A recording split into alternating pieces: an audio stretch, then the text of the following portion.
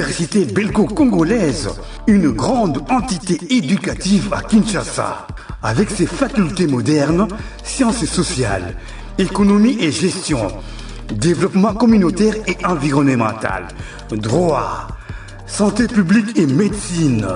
L'UBC décerne des diplômes reconnus mondialement. Ici, qualité et rigueur sont les maîtres mots. Son grand campus, avec ses 2 tours jumelles, s'enrichit des logis haut de gamme pour accueillir professeurs visiteurs, étudiants en immersion, pour les échanges interuniversitaires et pour une formation pratique adaptée. UBC met à disposition une ferme agro-industrielle, une bibliothèque pluridisciplinaire, une salle d'informatique à la pointe du numérique, un cabinet d'assistance juridique, un hôpital doté d'un laboratoire d'analyse médicale, une télévision moderne et bien équipée. En partenariat avec des institutions internationales, l'UBC octroie des bourses à ses lauréats et assure le suivi du cursus du 3e cycle à l'étranger. Nous sommes sur Lououzi, numéro 11 à 13, en face du carrefour de jeunes. Téléphone plus 243 816 000 634. UBC, une œuvre signée ambassadeur Mathieu Mobindi. Ainsi commence la JKS 2025. Le programme, comme vous avez vu, donc on a nommé ça Matinée Plus. La première partie va être une partie qui va être accompagnée par Datou Zadin Kassomo Chimbalama. Alors, avant de présenter, nous allons d'abord ensemble se concentrer dans la lecture d'un texte qui concerne donc la cause pour laquelle nous sommes réunis aujourd'hui, le massacre et purification ethnique des Kassayens au Katanga. Depuis plusieurs décennies, certaines autorités politiques qui ont présidé aux destinées du Congo ont créé et entretenu, à l'encontre des ressortissants du Kasaï, un climat de haine et suscité à leur égard un sentiment permanent de rejet parmi nos compatriotes. De multiples expressions passées dans le langage populaire tendent à les désigner comme un bouc émissaire. En 1992, il y a exactement 33 ans, cette stratégie du bouc émissaire fut publiquement et intensément développée par M. Mouskal Ibons et Kyungu Mwanza, à l'époque respectivement Premier ministre du Zaïre et gouverneur du Katanga. L'épuration ethnique qui s'ensuivit fit parmi les Kassayens près de 100 000 à 150 000 morts et environ 2 millions d'autres Kassayens dépouillés de tous leurs biens et refoulés vers le Kassai. Leur seul et unique tort était d'avoir été des personnes qui avaient du sang kassaïen dans leur vie. Jusqu'à ce jour, cette épuration ethnique est ignorée par les autorités congolaises qui se sont succédées. Leurs auteurs, dont le défunt Mbunds Karl Ibonde et Kyungu Wakumwanza, n'ont jamais été inquiétés et certains continuent d'assumer de hautes responsabilités dans le pays. En 2011 et 2018, on a assisté à de nouveaux propos haineux envers les Kassayens, incitant à nouveau les populations locales au génocide.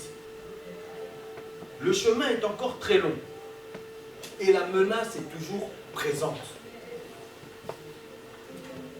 Nous vous remercions pour votre présence parmi nous lors de cette journée, qui nous aide à ne jamais oublier cette tragédie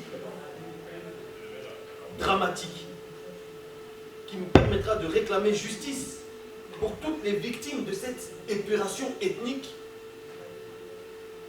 et qui nous aidera aussi à dénoncer et à combattre avec énergie toutes les manœuvres politiciennes afin qu'aucune ethnie au Congo ne subissent plus jamais une telle tragédie.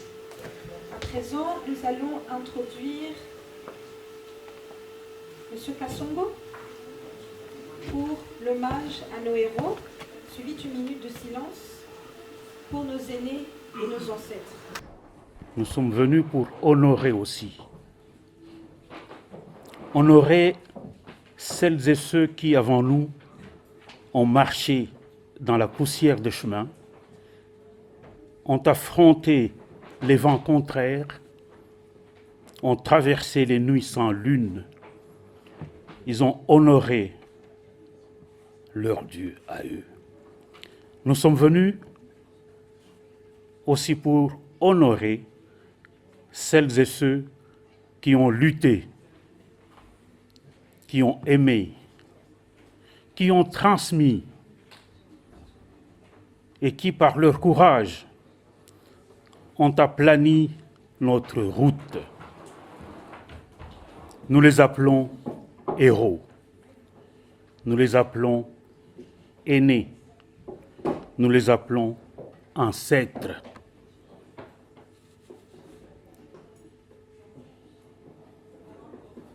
Mais ils ne sont pas loin. Ils sont avec nous. Leurs pas résonnent encore dans la mémoire de nos cœurs. Ils sont là, presque invisibles, mais ils sont là. Vous ne les voyez peut-être pas avec vos yeux humains, mais ils sont là. Ainsi, certains nous les avions nommés, nous ne nous souvenons peut-être plus de leur nom, mais nos cœurs, et dans nos cœurs, s'inscrivent des noms comme Muntu, Bidingija, Biamaweja, Wayamba, Louis Robert.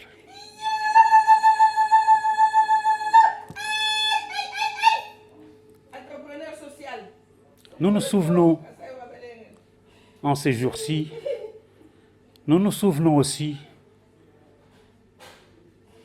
de un certain Ngandumwela. Nos souvenirs ne sont pas loin. Nous voyons Bruno Ndungamoulé. Nous nous souvenons de Misakabo. En ces jours-ci, nous nous rappelons, il n'y a pas si longtemps, le nom d'un certain Moussango Bende.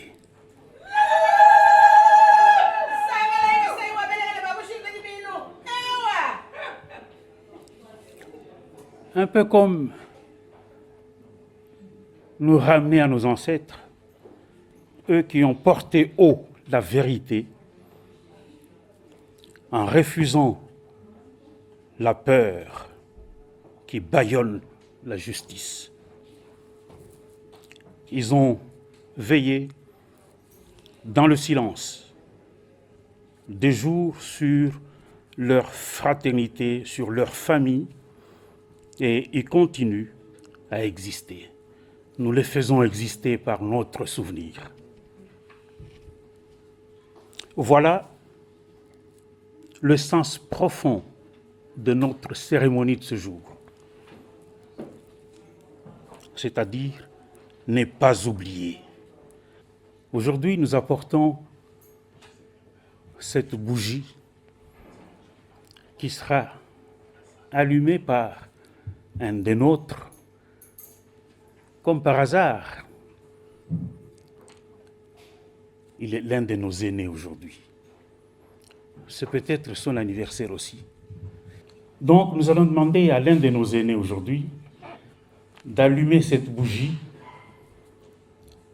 Il nous fait l'honneur d'être parmi nous, donc nous avons l'honneur de le recevoir. C'est le professeur Moufuta à qui je vais demander d'allumer cette bougie. Si Pichibanda est toujours dans la salle, il peut nous aider. Au commencement, c'était avec lui, et c'est toujours avec lui aujourd'hui. Donc, il va allumer la bougie qui va nous accompagner jusqu'à la fin de cette prise de parole et qui témoigne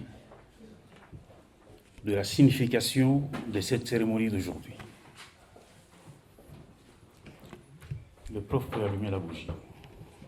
Je vais pouvoir l'aider parce qu'il a une appréhension qui est difficile. Oui. Voilà, symboliquement. Allez, quoi. Incline un peu plus. Voilà, maintenant tu peux tenir la bougie. Quoi ta bougie, quoi ta bougie. Voilà. Magnifique.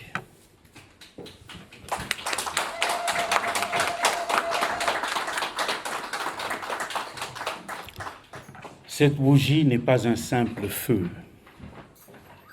Elle est le lien invisible qui unit les vivants et ceux qui sont déjà partis, qui nous ont précédés.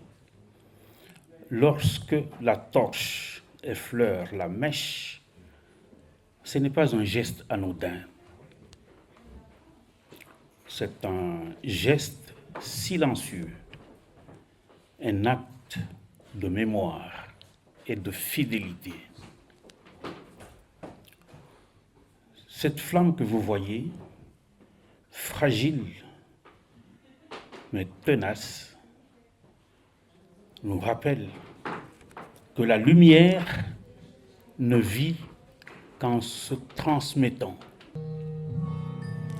Soyez sûrs que notre histoire ne sera jamais effacée, que la voix de nos anciens restera une boussole dans les tempêtes et que chacun viendra à la fin approcher sa propre bougie pour y cueillir un fragment de cette lumière. Ce ne sera pas un simple geste, ce sera un engagement. Ce sera le geste de porter cette flamme dans nos vies et de la transmettre intacte à ceux qui viendront après nous. Car il nous faut rappeler l'existence du plus long cimetière du monde. Et il s'est étalé de Lubumbashi, Likasi, Kolwezi jusqu'au Kasaï. C'est le plus long cimetière du monde. Il ne faudrait pas que les générations à venir oublient ce qui nous est arrivé, oublient ce qui est arrivé au vaillant peuple du Kasaï.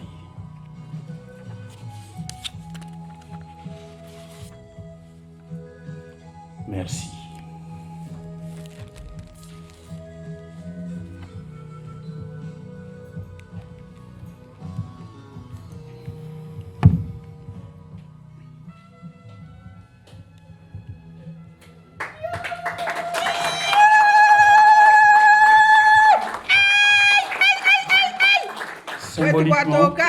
Symboliquement, nous allons demander à quelques personnes qui voudraient bien venir aussi allumer leurs bougies.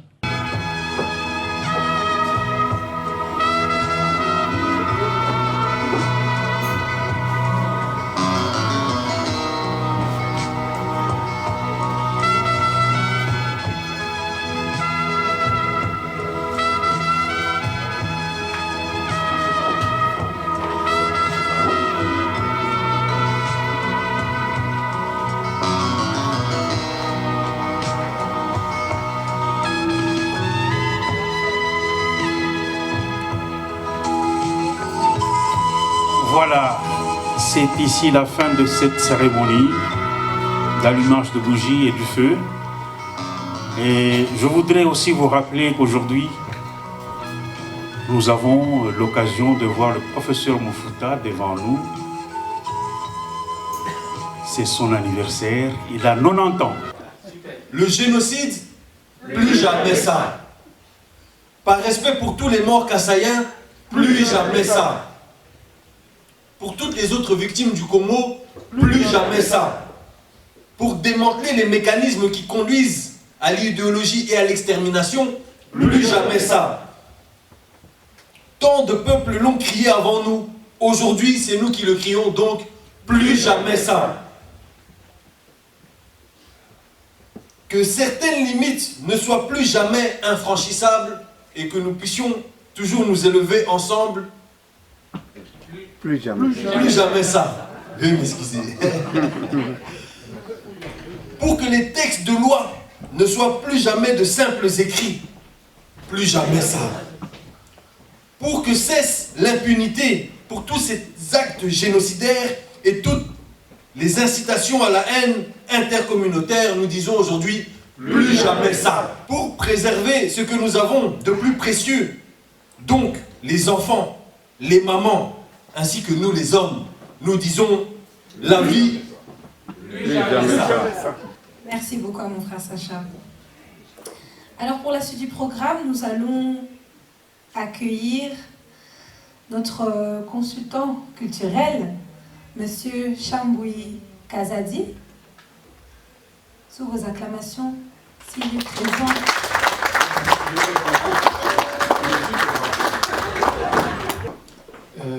Aujourd'hui, nous sommes heureux et fiers de pouvoir effectivement lui donner ce panel. Mais il ne sera pas seul, il sera accompagné de Tatou Chamboui Kalala. Ce sont tous des Chamboui, donc des pères doubles comme on dit. Alors, pour moi, assister au GKS, c'est participer personnellement au recueillement et partager un moment d'intense émotion et se souvenir des événements tragiques que nous refusons de revivre. Ça, c'est clair et net. Et je vois que tout ce qui a été dit ici va dans ce sens-là. Ensuite, nous avons à faire le bilan de ce qui a été fait durant l'année écoulée et surtout rappeler deux activités très importantes, deux projets très importants, deux programmes importants qui sont l'érection d'un mémorial et la justice Kassai.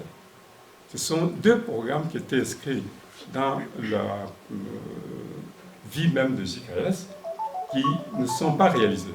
Donc aujourd'hui, ces deux choses-là sont en attente et on n'a pas encore pu les réaliser. Alors, la conférence, évidemment, c'est ce que nous sommes en train de faire ici. Ça fait partie aussi de JKS. Alors, pour moi, je considère que la JKS, c'est comme un Munyoko ou un Sona.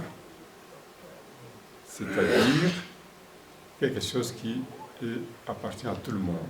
On doit contribuer, chacun doit y contribuer. Alors, je lance un message aux jeunes en disant qu'ils ne se contentent pas de formuler des critiques parce qu'ils sont souvent « Ah, on ne nous associe pas, on ne fait pas ça ».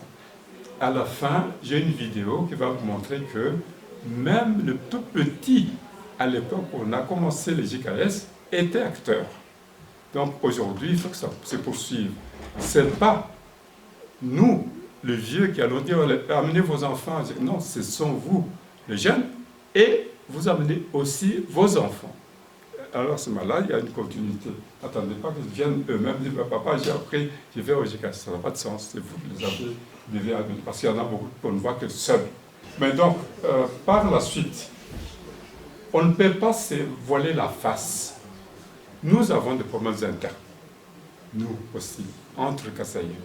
Ça ne se passe pas toujours de la meilleure façon qui soit. Alors, c'est pour ça que j'ai jugé l'utile de proposer aujourd'hui là l'échange entre nous pour savoir qu'est-ce qui ne va pas entre Kassaïens. Quels sont nos problèmes, quelles sont nos difficultés, quelles sont nos facilités. C'est un sujet qui a déjà été abordé à plusieurs reprises lors des autres rencontres, mais il est toujours récurrent, il est toujours là. Et c'est pour ça que j'ai dit, très peu de mots, on peut en parler aujourd'hui. Alors, il y a d'abord les clichés. Les clichés qu'on affiche vis-à-vis des Kassaïens. On dit par exemple qu'ils sont taxés d'envahisseurs, de vantards, des mangeurs de chiens, comme on l'a dit, et des rats.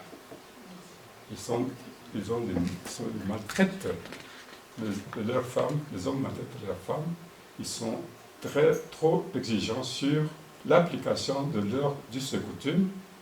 Et pour terminer, ils disent qu'ils sont solidaires. La solidarité m'intéresse à ce stade-ci, parce qu'il faut savoir, est-ce que nous sommes réellement solidaires? Alors, donc la question est là, hein. Est-ce que les Kassaïens sont réellement solidaires? Si oui, alors quels sont les fruits de cette solidarité? Est-ce qu'on en voit quelque part? Ce serait intéressant de le signaler. Alors, pour répondre à cette question, je vous propose d'analyser les domaines suivants. Par exemple, au niveau des tribus, au niveau des clans, au niveau associatif et même au niveau des affaires. Est-ce que nous avons une certaine solidarité qui se manifeste? Alors, plusieurs proverbes en Tshilba évoquent la solidarité. Parmi ces proverbes, nous avons Guini, Gupita, Ulo. Le deuxième, c'est Lukasu Lumouin, Kalutu, le Munsa. La troisième, c'est Nkundaya Bani, les maths. Voilà. Et on peut citer le dernier, Tchadime au moins, Tchadé Babou. C'est important. Ce sont tous des proverbes fondamentaux qui montrent qu'on exprime la solidarité. Mais dans la pratique, mais on ne trouve pas toujours l'application de ces proverbes. Hein. Par exemple, au niveau associatif, politique et communautaire, les étiquettes de Bena et Bakwa apparaissent. On a oublié tout ce qu'il y avait comme nécessité de se rapporter. On devient de Bena et les Bakwa. Ce qui est important. D'où la naissance de beaucoup d'organisations à caractère tribal et ou planique. Cela a comme conséquence l'absence d'une grande structure fédératrice, à l'instar, par exemple, de l'Alliance des Bakongo. Nous n'avons pas ça. Nous n'avons pas quelque chose qui ressemble à ATCAR, l'association de Tchokwe. Se sont unis dans cette association. Donc, ils peuvent mener des actions importantes parce qu'ils sont ensemble. On a beaucoup de conflits entre les ressortissants des différentes provinces du Grand Kassai, conduisant aux déplacements et aux atrocités et même à des situations de crime. Je pense ici par exemple au conflit Lulua-Baluba, 1959. C'est un conflit qui a énormément déstabilisé tout le Kassai parce qu'il y en a qui sont dû partir de là où ils ont toujours vécu, croyant qu'ils sont chez eux, vers d'autres régions d'origine. Alors, on constate même que des associations importantes comme Chinkunku, qui était une fédération d'associations, tout comme la Maison du Kassai, eh ben, ils ne se sont pas pérennisés. Ils sont tombés. C'est grave tout ça. Les associations parfois qui arrivent à se maintenir, ce sont des associations portées par une personne. Un individu très fort, il arrive à tout faire et souvent ça marche. Cela nous oblige à nous interroger sur la qualité des relations entre les Kassaïens pour essayer de connaître les causes de nos échecs et de nos divisions et corriger le tir. Alors j'espère que l'intervention de Chambouy Kalab sur Ndondoachi Yola, et l'ouverture qui aura lieu prochainement en Bujimar permettra alors peut-être de trouver des réponses à ces questionnements. Nondu Wachiola, on a pris ça beaucoup plus en Tshilba, puisque quand on a essayé avec les Français, ça ne marchait pas. Non, j'ai dit, c'est le thème de Nondu Wachiola que j'explique. Mais j'ai dit, même là-bas, on a préféré que ce soit la culture qui prime d'abord, parce qu'il y avait beaucoup de confusion quand les gens partaient avec conférences, développement, conférences ici. Donc, il y avait tellement de confusion qu'on ne pouvait pas discuter quelque chose de sérieux. Alors, c'est les Tshilba, disons, la culture qui nous a permis à ce que nous puissions vraiment nous entendre avec des représentants des communautés qui étaient là. d'abord Tiola. Bon, est-ce que les gens connaissent encore ce que c'est? Mais quand on a essayé d'expliquer, c'est une crise multidimensionnelle majeure. Puisqu'il y a les gens qui connaissent seulement Tiola comme Tiola Chanzala. Hein? Ça, c'est la famine. Mais on peut parler aussi Tiola Tchadjissam. Ça, c'est quand il s'agit de maladie, une maladie, une épidémie. Donc, mais, globalement, si on prend l'ensemble de ces crises-là, on appelle Tiola. Par exemple, nous avons pris Tiola comme véritablement toutes les crises-là prises ensemble. Et Ndondo, c'est justement les assises pour pouvoir traiter de ce qui semble être grave pour la communauté. Quand il y a des problèmes sérieux au sein de la communauté, on fait Ndondo pour permettre à ce qu'on trouve des solutions.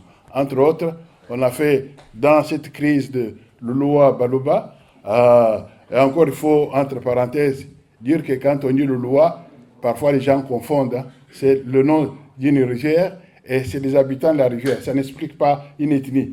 Les gens ont voulu en faire une ethnie, mais ce n'est pas une ethnie. Hein. C'est simplement des habitants de Lulua où on trouve, parmi lesquels les Baluba, mais vous pouvez aussi trouver d'autres ethnies comme les Bakete, les Bassala et autres qui sont aussi les riverains de Lulua. Enfin, je ferme la parenthèse.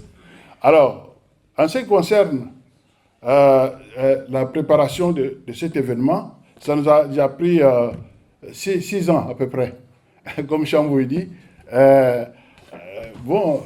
Tout dit Mboujouabich, c'est-à-dire une chèvre qu'on peut chasser lorsqu'elle est en train de prendre les haricots là-bas. Bon, le chasseur va aller chercher les arachides de l'autre côté.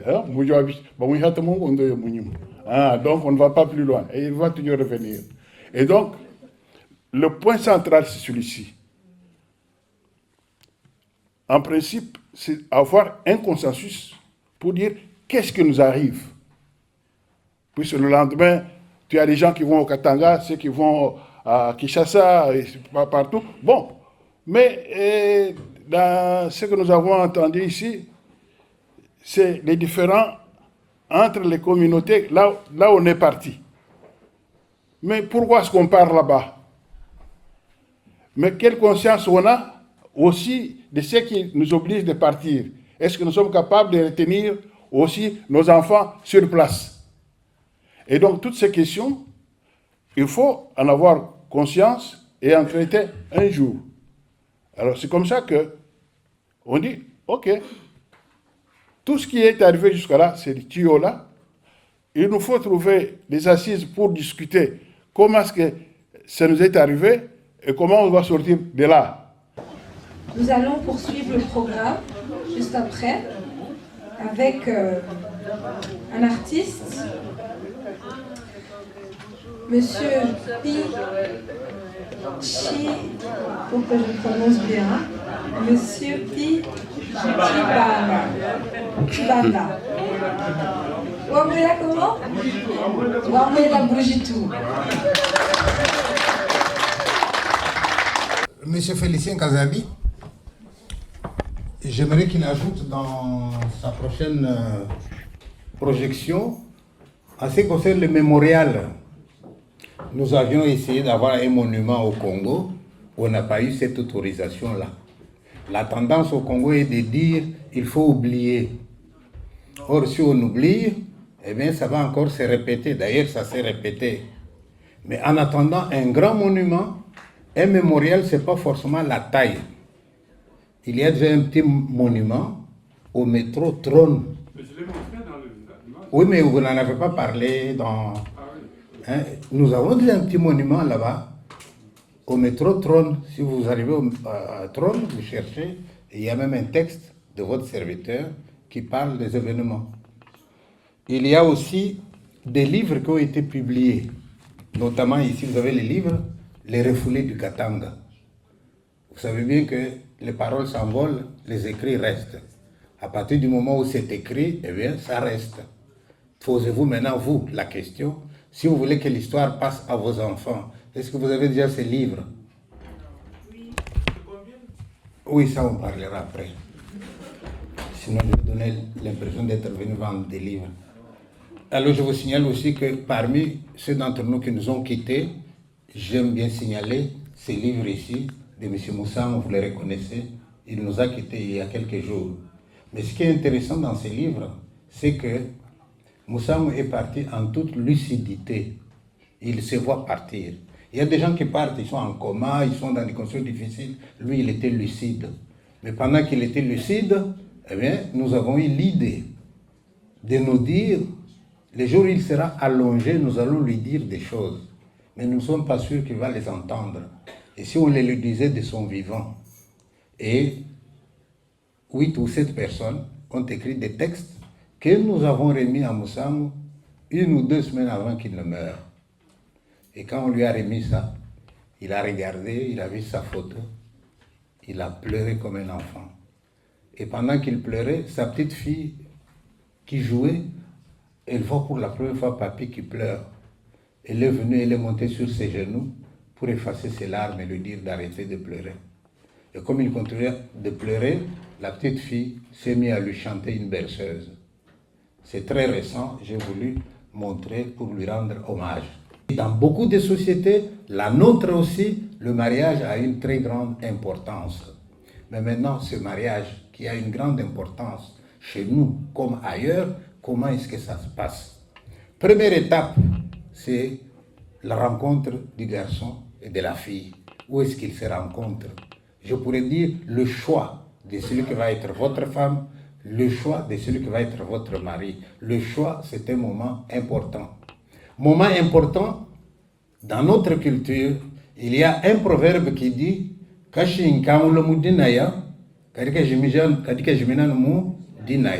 c'est-à-dire une aiguille que vous avez ramassée dans le jeu, eh bien, vous risquez de la perdre dans le jeu aussi. Alors maintenant, on peut se poser la question, dans la salle, nous pouvons être déjà 3 générations. Je me mets dans la génération des vieux, et puis il y en a qui sont moyens, et puis il y a des jeunes. Nous, de notre temps, où est-ce qu'on s'est rencontrés? Eh bien, on s'est rencontrés dans le mouvement Kiro, dans le mouvement des scouts, dans une chorale à la messe. La messe de dimanche, qu'on appelait la messe chantée. On repassait notre beau pantalon, la fille repassait sa belle robe, eh bien, elle ne pouvait pas manquer la messe. Parce que ce n'était pas seulement aller prier, c'était aussi l'occasion pour qu'on vous voie.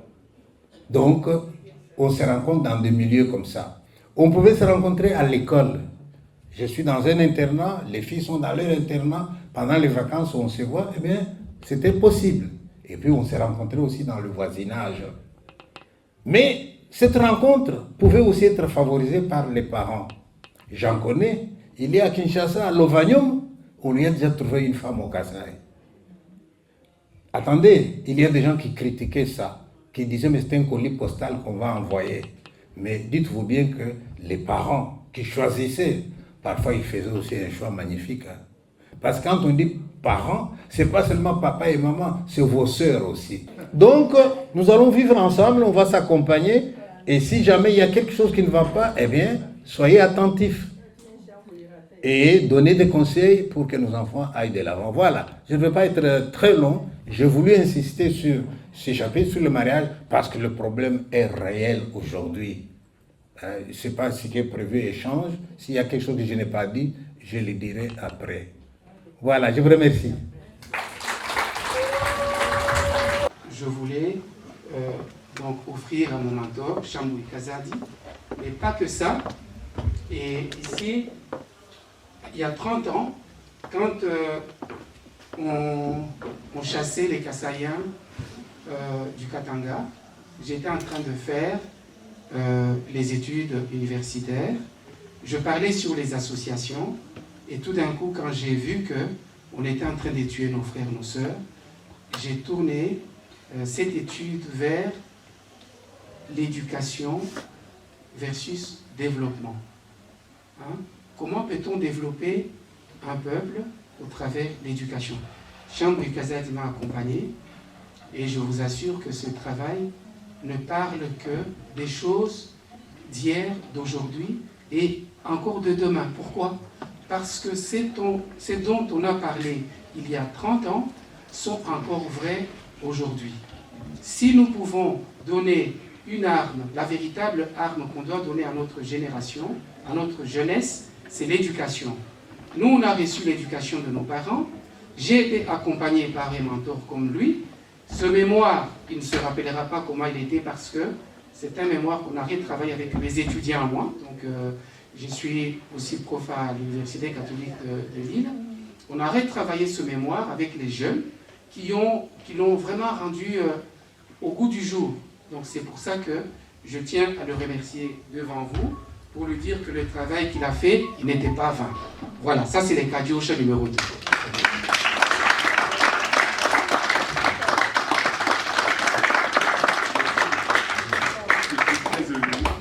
Je ne m'attendais pas à ça, parce que moi, je n'ai pas tellement envie d'être honoré comme ça. Je préfère tout faire en cachette et dans la plus grande simplicité possible. Mais le faire comme ça, je pense que je suis bouleversé. Merci beaucoup, Dido. Et je considère que la relève, parce qu'avant qu'on puisse désigner Mulumba comme le responsable de MECAS, il a fallu se battre. Parce qu'il y en a qui disent un jeune comme ça, où est-ce qu'il va nous mener, etc. Moi, je dis, moi j'ai confiance en ce garçon. Il a un passé que je connais. Et il est possible qu'il nous fasse des choses merveilleuses. Et ici, c'est la première démonstration de ses capacités d'organiser. Et je vous assure que je suivais en coulisses. Hein, il était presque tard pour organiser cette activité. Il a commencé tardivement pour des raisons diverses.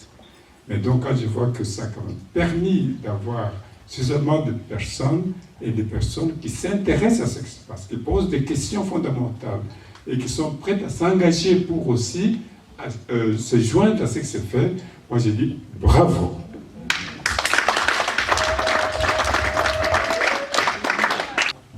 Voilà, je suis Monique Tendaye.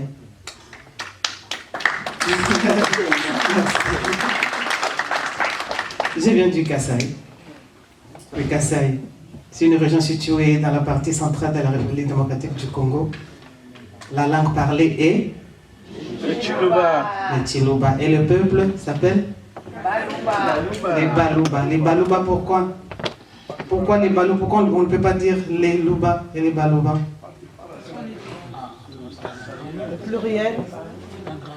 D'accord, moi j'ai une petite réflexion. Donc je peux dire le peuple est appelé, voilà, c'est pour les Français. Hein. C'est pour les Français. Les bas représentent déjà le lait. Donc c'est le pluriel dans toutes les langues, des 4 langues nationales congolaises. Quand on dit les bas, ça veut dire déjà le lait. Lait au pluriel. Donc voilà, ça vaut la peine pour la jeunesse et surtout les enfants nés en Europe. Je sais ce que je chantais dire parce que j'ai aussi, dans ces cas-là, ouais. Donc voilà, et le singulier est représenté par Mou. Quand on dit Moulouba, donc c'est une personne, et les bas, c'est plusieurs. Donc voilà, économiquement, hein, le Kasaï est riche en ressources naturelles, notamment les diamants, et en agriculture, avec des produits comme les maniocs, les maïs, les arachides, et tout ce que vous connaissez là. Diversité culturelle, c'est là où on commence à s'intéresser beaucoup plus. Une culture riche qui se manifeste à travers la musique traditionnelle et la danse et l'artisanat. Parlons de la musique. C'est l'objet de ce soir. La musique, le Moutouachi. D'où vient cette confusion? Ce terme a été vulgarisé en 1965. Je ne suis pas française, je dis bien 1965. Et en français de France, ça serait 64.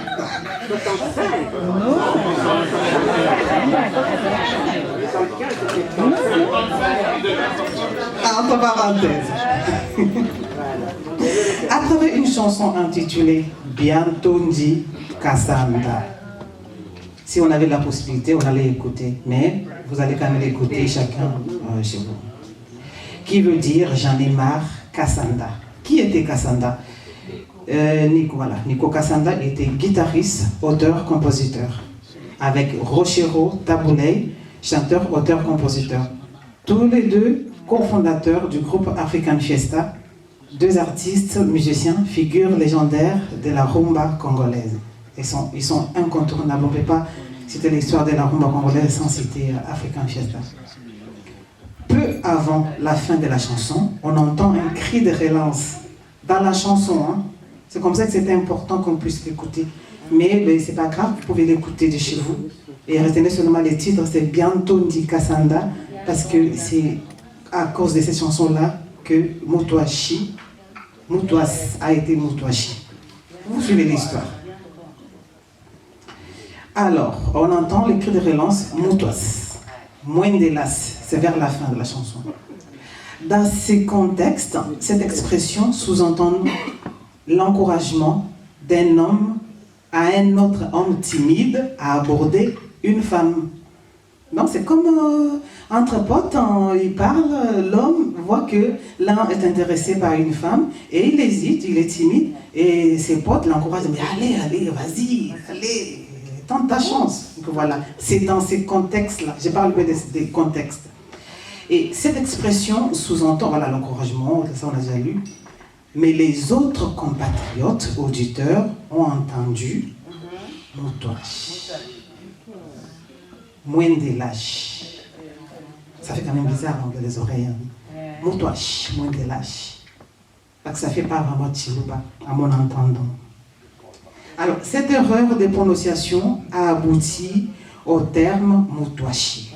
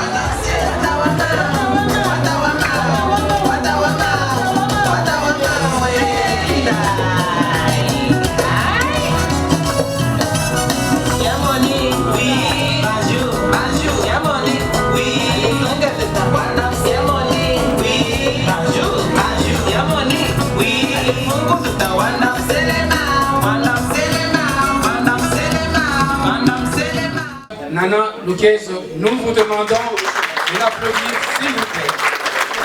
Merci, madame. Bonsoir.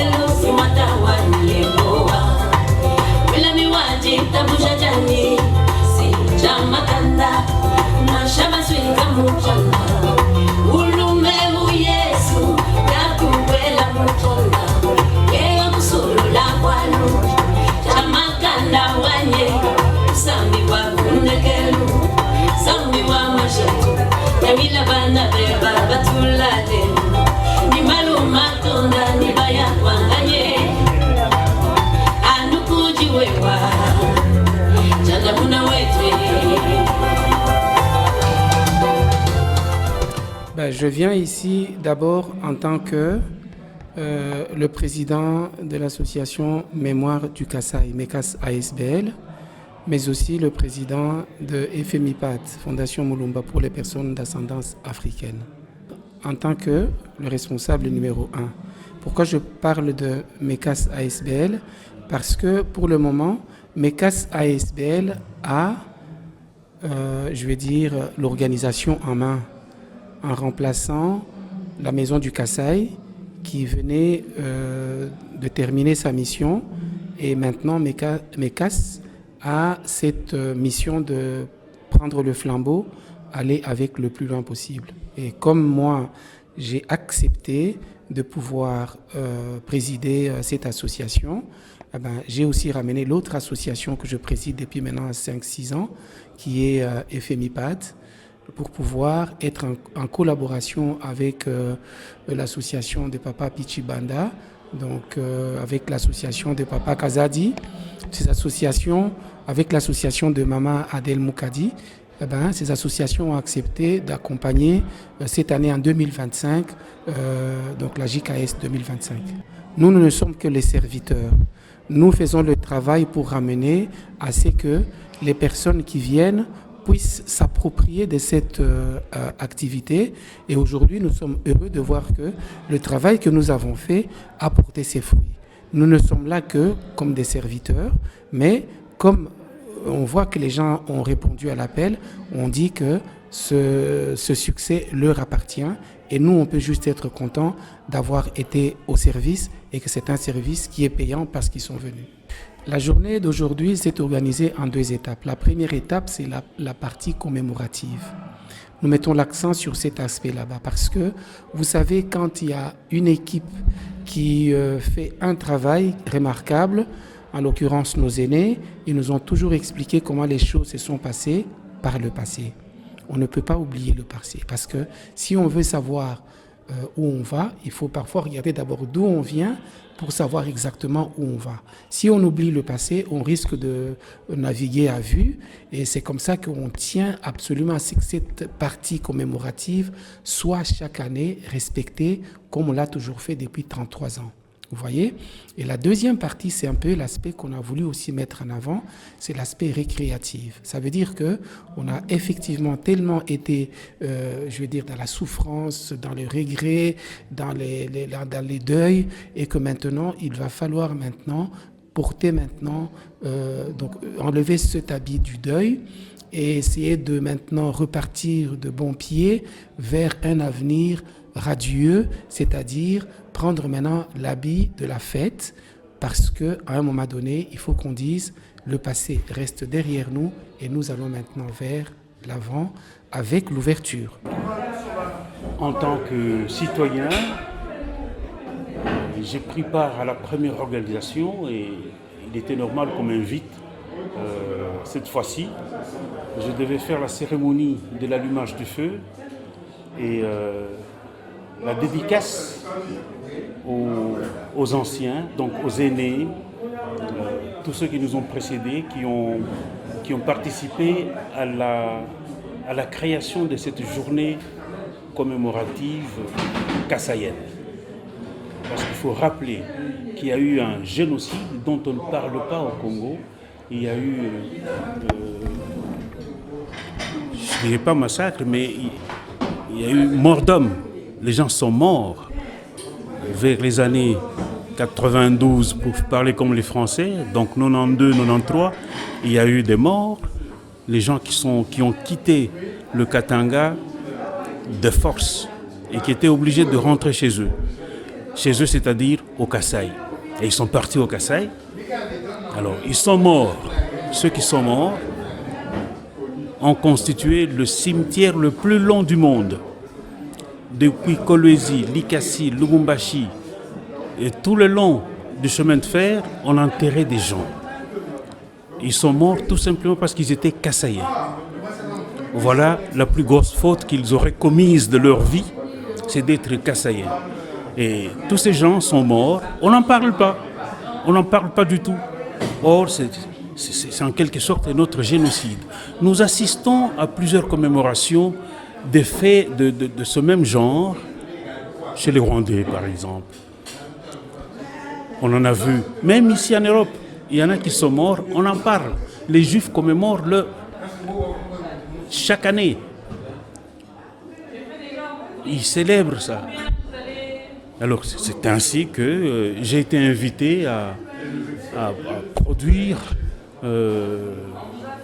une sorte pas de panégyrique, mais une réflexion sur les morts kassaïens. La communauté internationale est restée quasi muette pour des raisons diverses. D'abord, la Belgique est parmi les gens qui ont géré les relations au Congo. La Belgique avait opté pour s'accaparer en fait du Katanga, de séparer le reste du Congo. Donc tout ce qui allait dans le sens de pouvoir atteindre cet objectif-là était appuyé par les Belges. L'élimination de Lumumba est partie de là. Il a osé dire que les Belges maltraitaient les Congolais. Il a osé dire la vérité. Il était condamné à mort, immédiatement exécuté. C'est pour ça que quand un jour j'apprends que le roi Baudouin était candidat à la béatification parce qu'il s'est opposé à l'interruption de grossesse, parce que c'était tuer les gens. Mais la masse des gens sont morts au Congo.